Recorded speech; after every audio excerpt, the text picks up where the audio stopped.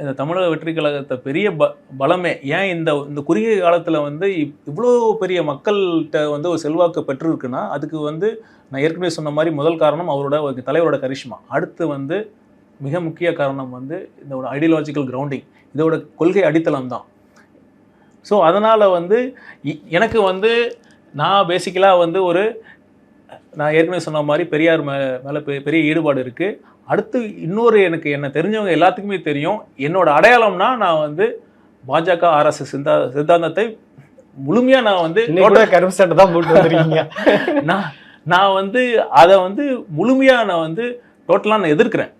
In fact வந்து தமிழ்நாட்டுக்கு மட்டும் இல்லை, ஆர்எஸ்எஸ் ஒட்டுமொத்த இந்தியாவுக்குமே ஆர்எஸ்எஸ் பிஜேபி அவங்களோட சித்தாந்தம் வந்து ஒரு பெரிய அச்சுறுத்தலாக நான் பார்க்குறேன். ஸோ தமிழக வெற்றி கழகம் இருக்கும் வரை அது வந்து தமிழ்நாட்டில் வந்து கால் ஊன்ற நாங்கள் ஒருபோதும் விட மாட்டோம்.